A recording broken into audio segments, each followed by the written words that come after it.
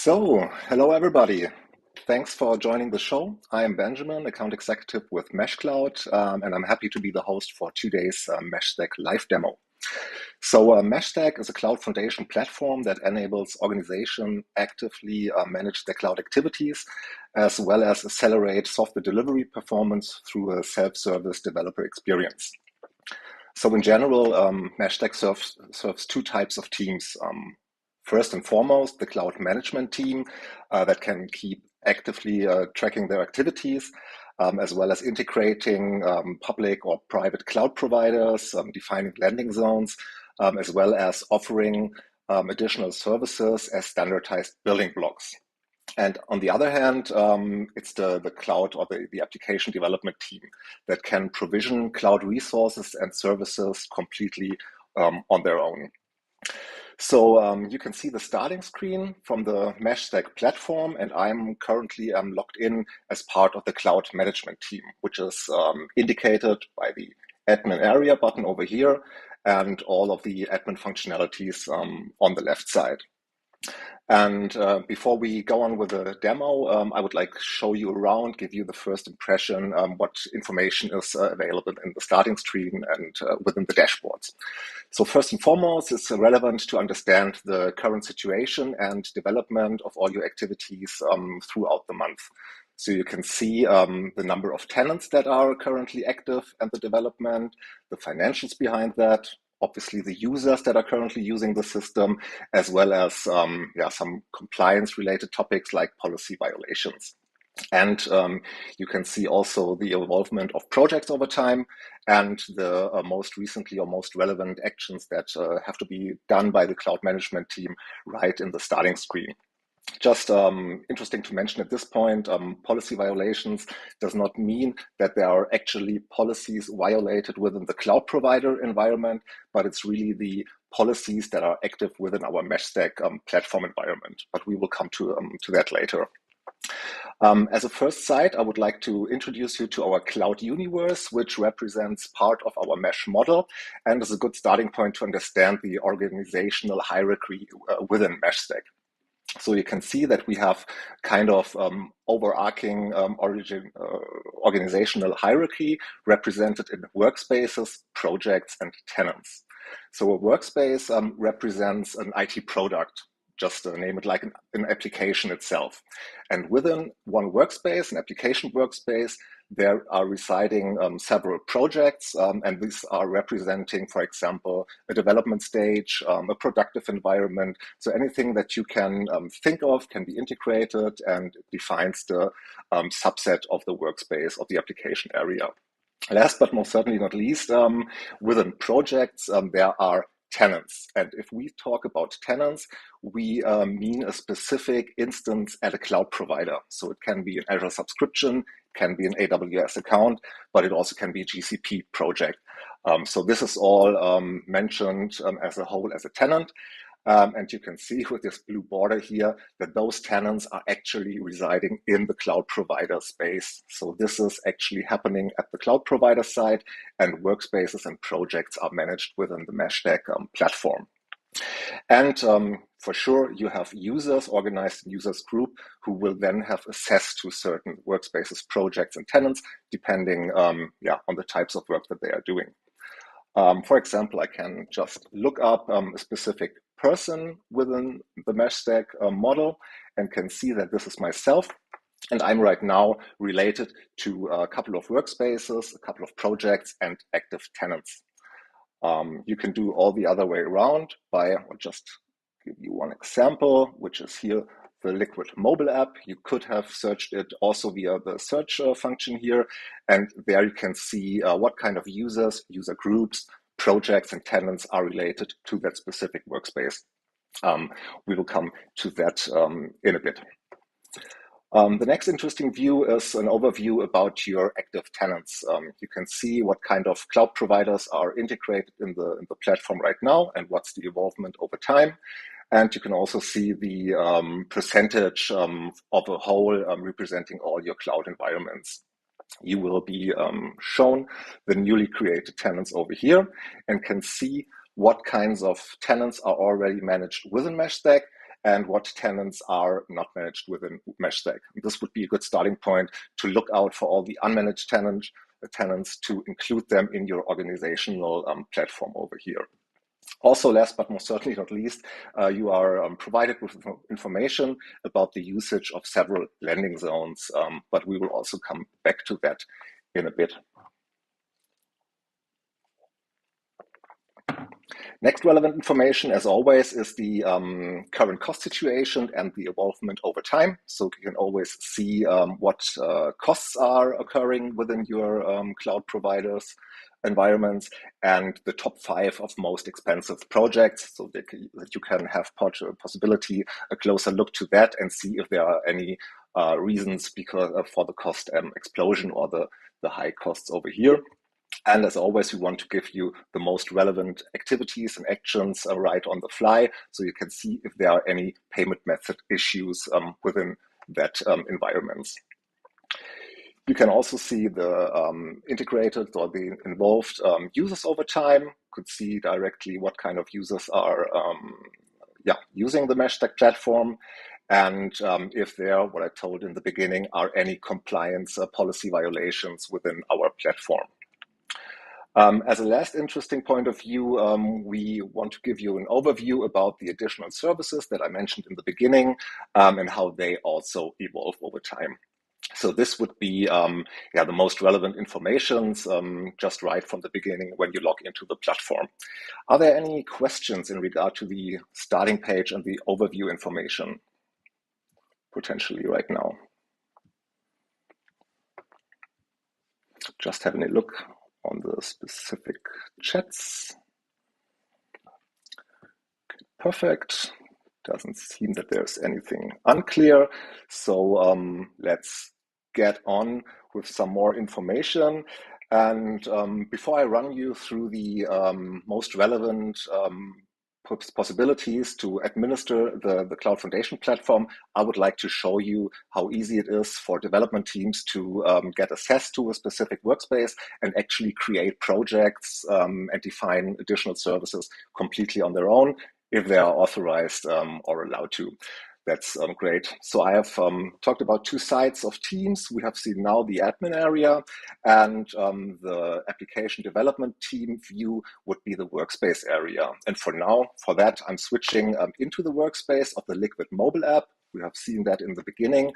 Liquid is just a fantasy bank for demo purposes, and this workspace is reflecting, as you can see, the Liquid mobile app environment.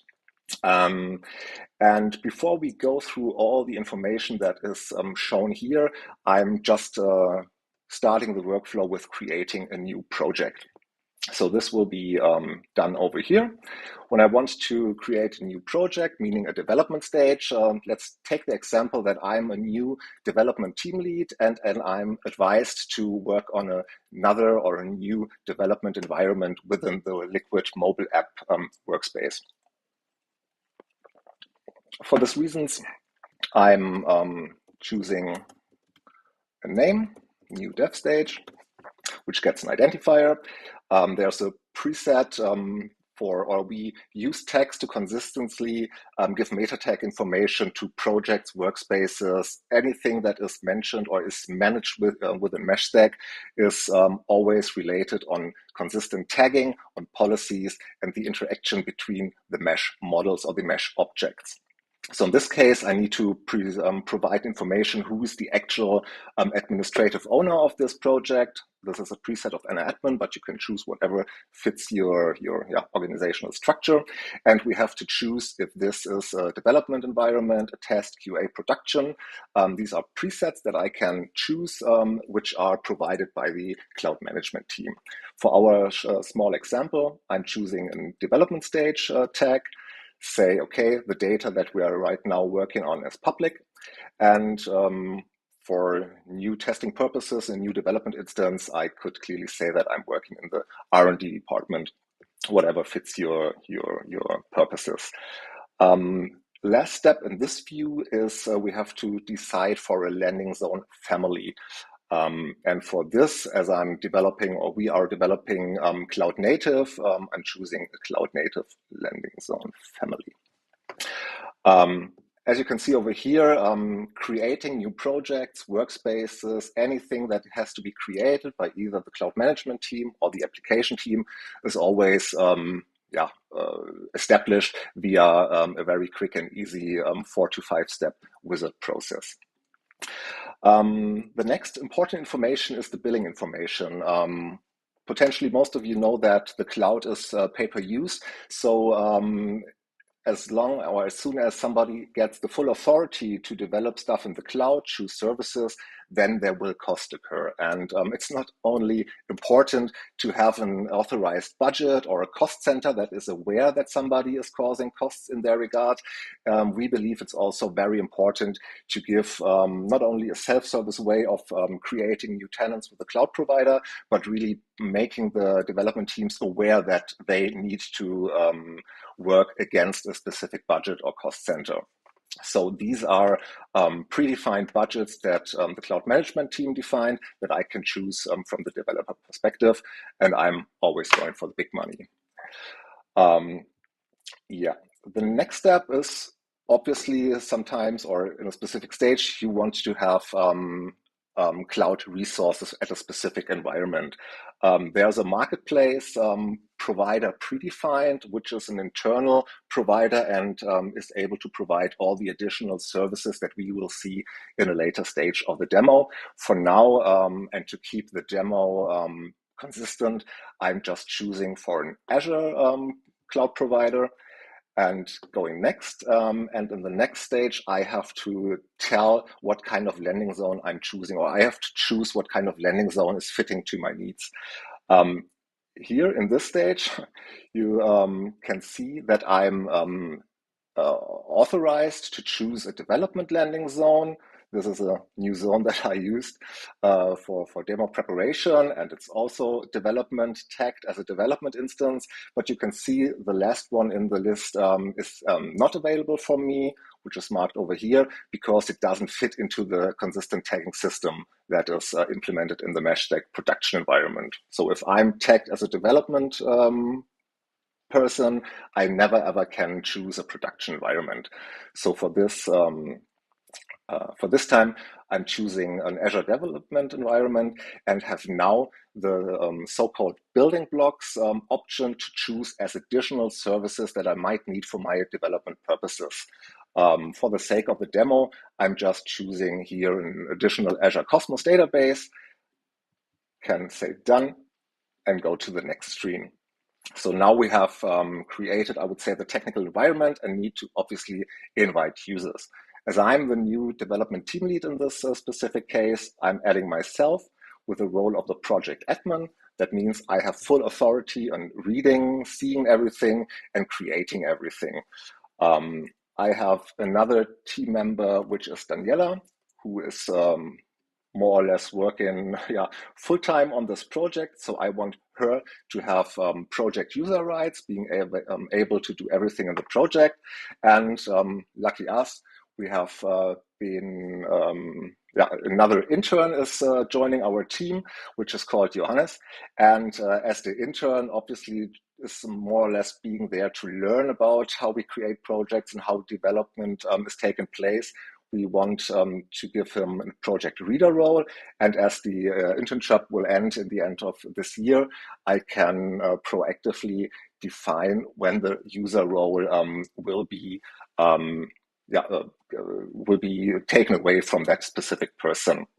Interesting to mention that these roles are not only reflecting what users can do within meshStack, but these roles are really tied or dependent to the cloud environment roles that there are existing. So people that have a project user role can really use the cloud environment in the secure environment that we have created and start developing software.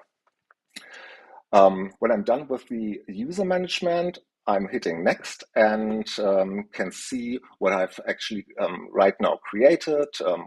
Example, given the name, the metadata information that I have chosen, the billing information, the relevant cloud providers, and the users that are residing in this project for that time.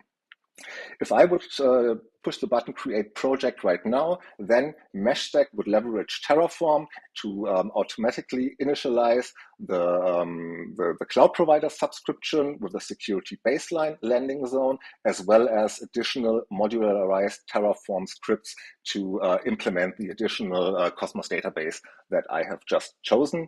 I'm not hitting the create project button right now because it can take some time to initialize everything depending on the cloud provider's API performance. But we can have a look in a project that already was created and something already happened in that. For this reason, I'm choosing the development project to give you some more background information around that. Talking about the project creation, cloud resource initialization process, is there any question right now?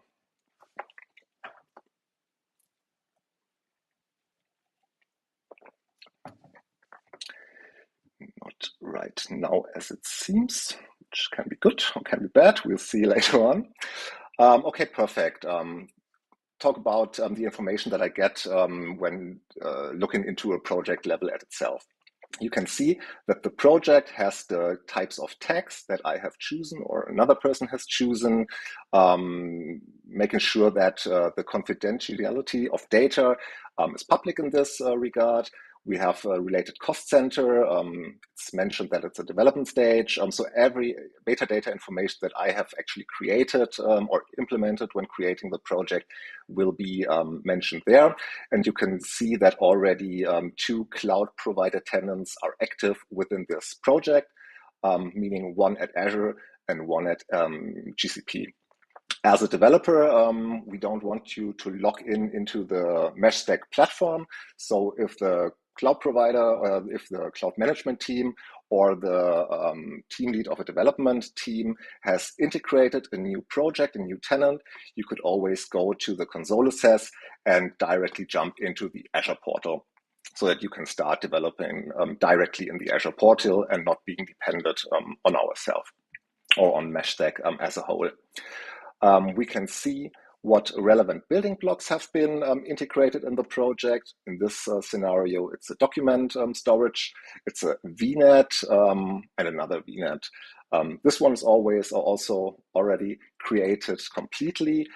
For this new VNet, we are still waiting for an operator input, and what this means, I will explain in a bit and later. When we look into the project level again, we see the marketplace that I mentioned in the beginning, which will give you additional services as a one-click shop. And you can also see who's having access rights in this project, and which is a really interesting point, the financials. So you can always, depending on your authority level, have a direct view on what kind of costs are created in the Azure environment or the GCP environment.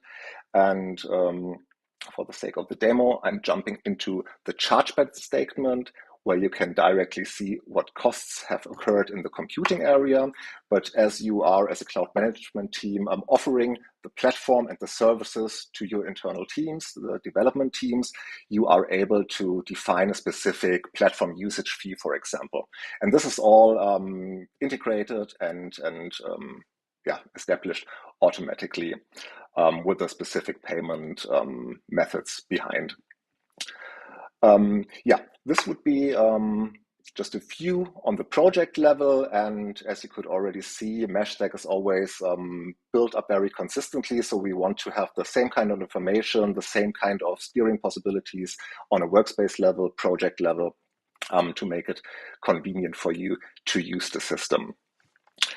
Any questions in that regard?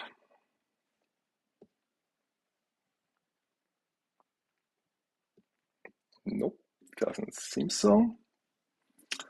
Let's move on with potentially the most interesting part of the demo for you as cloud architects, for platform engineers who potentially would leverage our platform meshStack to provide all the services. And for that, I'm going back to the admin area. And now we will actually look into the magic behind, see how this system is completely set up, and what are the most relevant informations here in the administration bar. We have already looked at the dashboard level, can now see what kind of workspaces are integrated in the platform, if they are active, if they are deleted, and I could always look for specific tags and see just the underlying workspaces over there.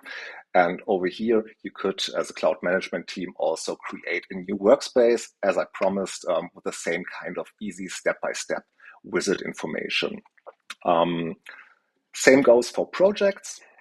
So we have an overview about all the relevant projects that we could see potentially within the Liquid mobile app, and have direct access to all the project levels.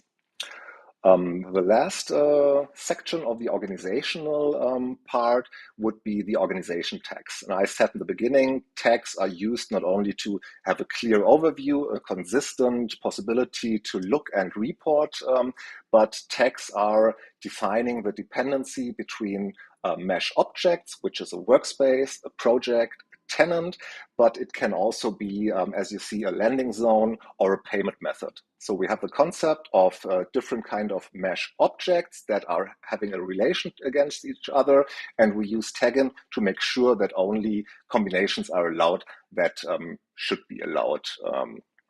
These are predefined, but you can also add your own tagging representing your organizational structure. So you would create a tag example given for the confidentiality. That would be mean if it's public data or internal data, private data, what we have seen in the creation process. This is being managed here in the subset of tags. Next interesting view is the access control, where we have an overview about all the existing users within meshStack, the live or personal users. But as meshStack is heavily automated, you can also provide API users to automate meshStack with your common business softwares. And you can also see who has direct admin access on all the projects. Any questions for the first two sections of the sidebar? Not sure if the chat is broken or if I'm just too fast, but currently no questions available, so we can move forward, which is potentially the most interesting part of the administration pane at meshStack, talking about platforms.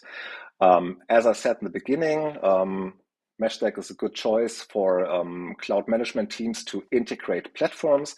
And in the platform view, you have an overview about the existing or integrated cloud providers as a whole.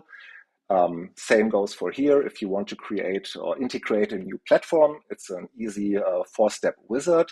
I will not run you through this platform integration wizard because potentially it's done not as much as the project creation or landing zone creation, because every cloud provider obviously just needs to be integrated for one time. I just wanted to point out that we are capable in integrating all state-of-the-art public and private cloud providers, which can be done over here. Next relevant point would be the landing zones. And as you potentially know, landing zones are a predefined cloud environment to make sure basic security guardrails are implemented and your organization policies are treated well. And you can also have a look via the tags what kind of different landing zones you have. If you want to create a new landing zone, we can do that very easily. Same goes with the wizard. And now we can choose also a name. It gets a specific identifier. We say, yes, another one. Should be a good description for your landing zone. And then obviously a landing zone is always dependent on a specific cloud platform. And for the sake of the consistency of this demo, I'm choosing the Azure environment. And then you will be asked what kind of data lies within this landing zone. Is it public? Is it internal? Is it confidential? To what kind of environments should this landing zone connect to or is available to. I'm also giving this development tag in this example. And if you haven't created a clear name for the landing zone, it could be hard for people to understand in which area the landing zone resides. So we have the landing zone family overview that gives you the most relevant, whatever you need to set up the most relevant information about the landing zone, which would then be the cloud native one. Here in this, and this would be your, let's start with that. We have now created the meta tag information of the landing zone and have set in which platform it resides, but we now need to apply your provider or your organizational security baselines, which can be easily done if you connect it through your management group in Azure. It says, yes, it's this group.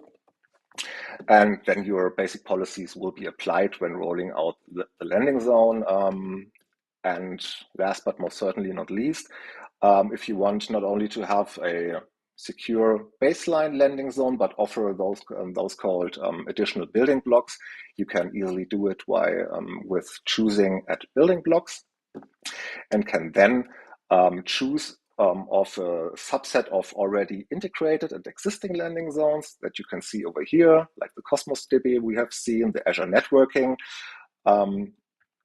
and make sure if it's a mandatory building block or if it's just a recommended building block. This can be set up over here. When I'm saving the landing zone, it will be shown in the landing zone overview and can be chosen by your application teams for accelerating their time to cloud. We have also an overview about the tenants, which you can look through in the same way that we have seen at the other criteria or areas, and see what kind of tenants have been deleted, and also connecting again to the unmanaged tenant scenario, which is a bad point for the central cloud team or the IT if tenants are not managed, so they are not in a secure environment that is provided with meshStack. Are there any questions in regards to platform integration, landing zones definitions, something around that topic?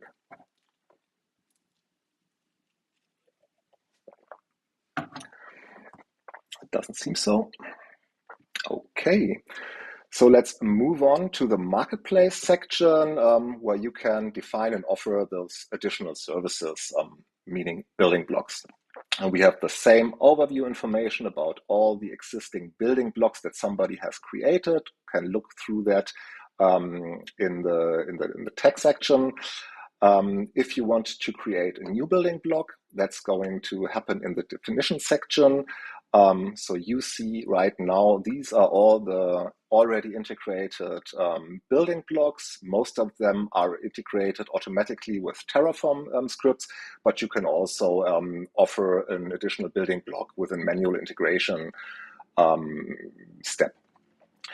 It's such as easy to create a new building block, like creating a new landing zone, because we'll also go to the wizard step by step, choose yet another, typing is hard, yet another building block, the description, just demo.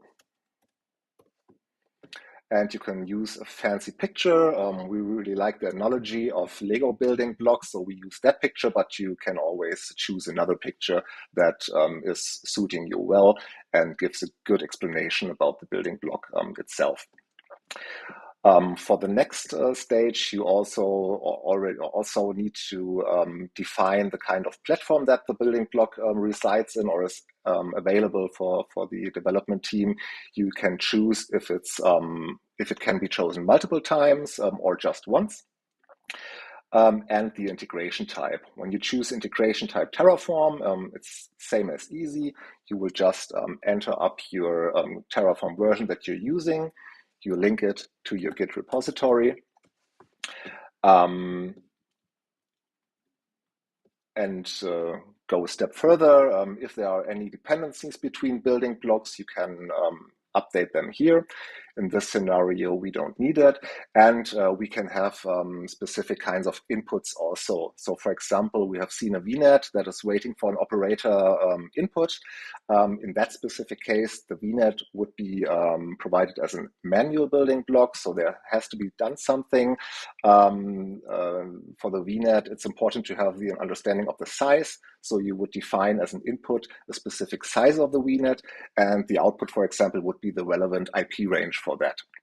I'm not completing that process, but we can look into exactly such a building block, how it's looked, and you can also always see what has happened in the background. But also very important for the development team to see what kind of IP range is being provided with this specific building block. Yeah. Are there any questions in regards to building blocks and integrating building blocks?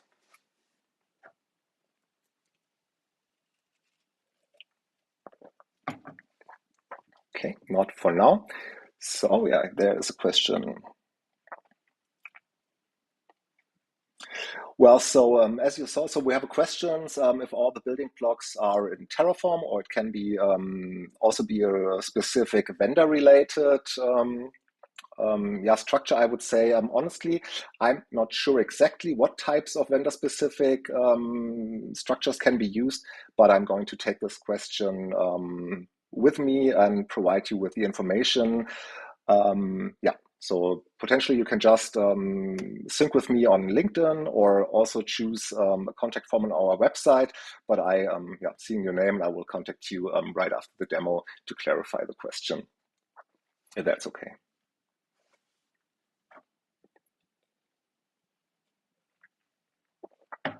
Hopefully.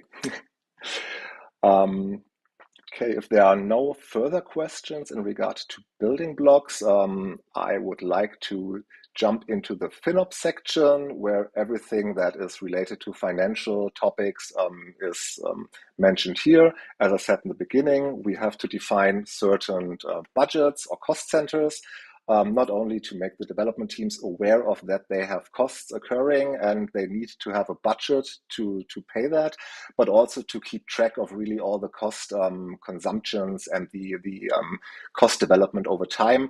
And as a cloud management team, you have directly an overview about the existing budgets, if they are already expired, and how much would be potentially left in the budget. Another interesting point here, but we have seen it also already in the project overview, are the chargeback statements that are created automatically on a project basis. So you don't have to get into your office at the end of the month and be there for 3 days to identify what kind of cloud costs are related to which project, to which team. So meshStack will all do that automatically for you. As well as the clear usage reports in a cloud environment space. Talking about GreenOps, which is kind of same, but it's on another currency, and this is not only relevant for us, but also for the environment right now. The environmental reports give you an overview about the carbon footprint that you cause with your compute power at a specific provider. For now, only the GCP API give that automatically. So we just have the information. Not in the GreenOps environmental report. So we can just integrate this information automatically on a GCP. And this will be just looking like that. For cloud logging, it's very small, nearly nothing. But for the compute, there will be carbon emissions created, and you can also have an overview about that. Talking about compliance policies and policies violations in the end, but most certainly not least. As I said in the beginning, the whole meshStack platform consists of several mesh objects that we have seen. We have a consistent tagging that is predefined, so you cannot choose whatever you just like. And policies within meshStack make sure that the dependencies between users, objects, projects, workspaces, landing zones, any kind of specific object that is working with or against each other is working or dependent as expected and as authorized. So the easiest example of a policy would be that, for example, as I said in the beginning, when I am part of a development stage or development team and tagged the project as a development project, I'm only allowed to use a development landing zone and not for the production landing zone. And this makes sure that everything that is handled within meshStack is kept under full control and compliance okay, I would say. But you would also see specific policy violations that occurred to go to the product teams, go to the cloud management teams, or go to the related teams and see what's happening there and how to avoid policy violations. Yeah. At this stage, we have seen all the relevant possibilities to administer the platform, integrate cloud platforms, landing zones, projects, and get your development teams a really safe start and quick start into the cloud environment for developing applications for the good. And this would conclude the demo for today. If there are more questions or still questions, just keep posting them in the chat, and I would be happy to answer them if I'm able to do that.